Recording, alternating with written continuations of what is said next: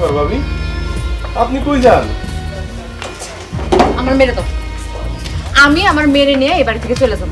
তুমি আর একটা কথা কইতে আসবা না, আমরা বাধাও দিবা না।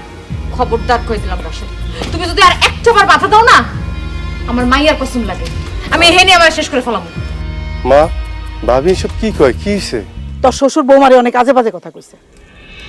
কইছে কি যে বড় বৌমা যদি এই বাড়ি থাকে তাহলে উনি উনার মাইয়া নিয়ে যাইব গা। বিয়ার সময় যে টাকা পয়সা নিছস সব টাকা পয়সা দিতে কইছে। আরো একটা কথা কইছে, মা হইয়া কইতে আমার লজ্জা করতেছে।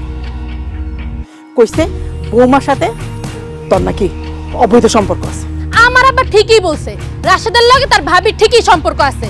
তা যদি নাই থাকতো রাশেদের কেল্লিগে তার ভাবির প্রতি দরদ উতলা পড়ে। আমার তো মনে হয় দেবর আর ভাবির অবৈধ সম্পর্কের কথা জানাই তার বড় ভাই হার্ট অ্যাটাক করে মরে গেছে। আল্লাহর দোহাই লাগে আশা, এত নোংরা কথা আর কইও না। রাশেদ আর আমার মধ্যে কোনো সম্পর্ক নাই। রাশেদ আমার ছোট ভাইয়ের মতো। দুনিয়াতে দেবর ভাবি নাই নাকি তোমরাই খালি দেবর ভাবি? হ্যাঁ, এই বড় ভাই কারো থাকে না? বড় ভাই কারো মারা যায় না? আজকাল তো বড় ভাই মরে গেলে দেবররা ভাবির দিকে তাকাই দেখে না। হ্যাঁ, এই রাশেদ তোমার জন্য তো পাগল কেন?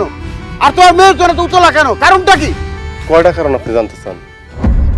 আমার বয়স যখন 6 বছর তখন আব্বা মারা যায়।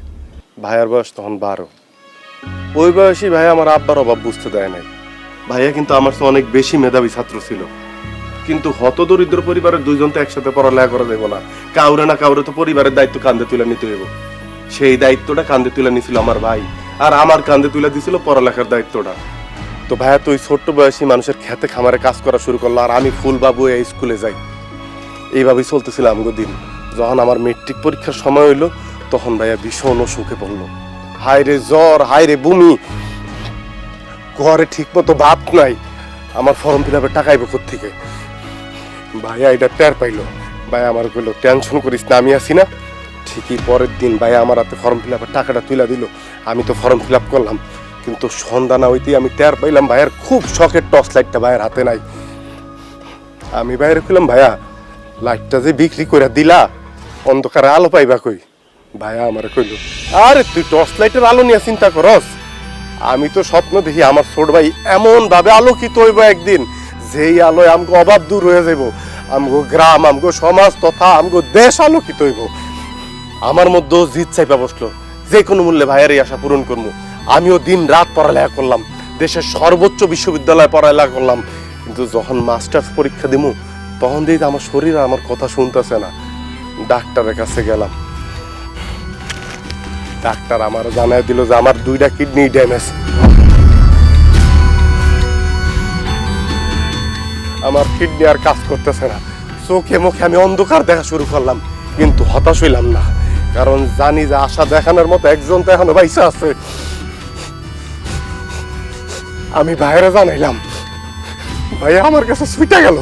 ভাইয়া আমার তার মাথায় হাত রেখে শপথ করাইলো যে খবরদার এই কথা দুনিয়ার কাউরে কইতে পারবি না, এমনকি তোর ভাবিরও না, মারেও না, তারা কষ্ট পাইব।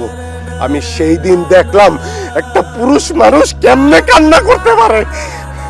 ভাইয়া আমারে জ্বরে ধরে যে কান্না করলো, ডাক্তারের কাছে পাগলের মতো ছুটে গেল। ডাক্তারে যে কইলো যে তার 2টা কিডনি খুইলা নিয়ে জানো আমার সুস্থ করা হয়, কিন্তু ডাক্তার তো সেটা শুনলো না। ডাক্তার সাপ সাপ জানায় দিল একটা কিডনি নেওয়া যাইব সর্বোচ্চ, তাও অনেক টাকা লাগবে অপারেশনের জন্য। ভাইয়া আবার গ্রামে ছুটে আসলো, দিক বিদিক ছুটতে শুরু করলো, মানুষের কাছে আত্মহত্যা শুরু করলো যে আমি ঢাকা শহরে ব্যবসা করবো, আমার টাকা ঋণ দেন। মানুষ তার নানান কথা শুনাইলো, নানান কথা কইলো, কিন্তু ভাইয়া কাউর আসল কথাটা কইলো না। টাকা নিয়ে যখন ভাইয়া ঢাকা গেল, অপারেশন থিয়েটারে ঢুকার আগে আমি ভাইয়ার হাত চাইপা ধরলাম, ভাইয়া এত বড় পাগলামি যে করতেছো, যদি তোমার কিছু হয়ে যায় ভাবি রেখে দেখবো, মুক্তার কি হইব? ভাইয়া আমার দিকে হাসে কইল, আমার কিছু হইব না, আর যদি হয় তুই পারবি না আমার শেষ স্মৃতিচিহ্ন দেখা রাখতে? জানেন আমার জবান দিয়ে কোনো কথা বাইরে এলো না। অপারেশন থিয়েটার থেকে তো আমি ভাইয়ের একটা কিডনি নিয়ে ঠিকই ফিরাইলাম।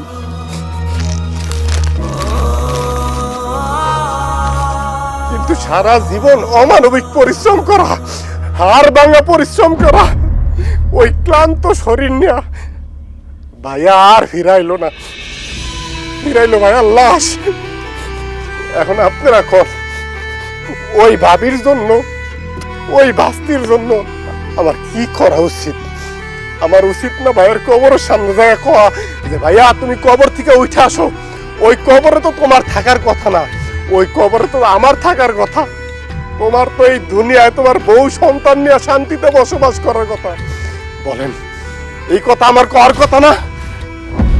আরে বাংলাদেশের প্রত্যেকটা ঘরে এইরকম একটা করে ভাই থাকে, যারা সারা জীবন পরিবারের প্রত্যেকটা সদস্যের জন্য কোনো কিছু চিন্তা না কইরাই কুলুর বলদের মতো কইরা যায়। তাদের ঋণ শোধ করার মতো ক্ষমতা বাংলার জমিনে এমন কোন মার সন্তান জন্মায় নাই যে শোধ করব। যেমন আমি পারি নাই, আমি পারি নাই আমার ভাইয়ের ঋণ শোধ করতে, আমি পারি নাই।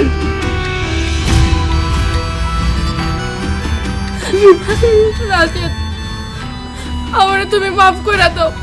আমার আসলে অনেক বড় সৌভাগ্য যে আমি এমন একটা বাড়ির বউ হয়ে আইতে পারছি। আর আমার দুর্ভাগ্য আমি তোমার ভাইয়ের মতো একটা মানুষকে দেখতে পারলাম না। আমার অনেক বড় ভুল হয়ে গেছে, আমারে মাফ করে দাও। আমি সবার সামনে আজকে কথা দিলাম, আমি ভাবিরে আমার বোনের মতো করে দেখবো, আর এই বাতাসের আমার মেয়ের মতো করে দেখবো। আমি কথা দিলাম, আমার মাফ করে দাও। ভাবি, আপনি তো আজকে জানলেন ভাই আসলে আমার কারণেই মারা গেছে।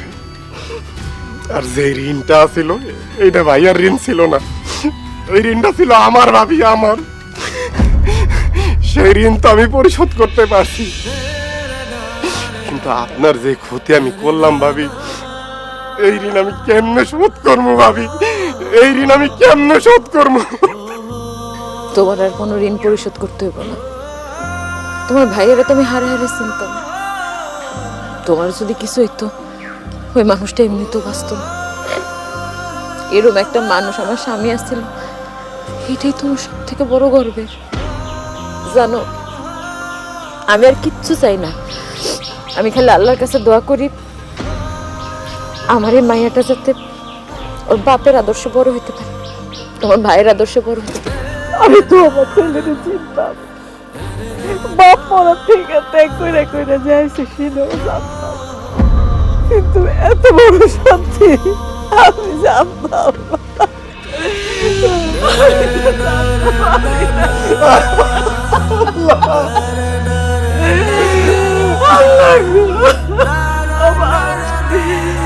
তুই তোর ভাইয়ের লাগে দোয়া কর। এই দুনিয়াতে তো মেলা কষ্ট পাইয়া গেছে, ওই দুনিয়া জান্নাত লাভ করে।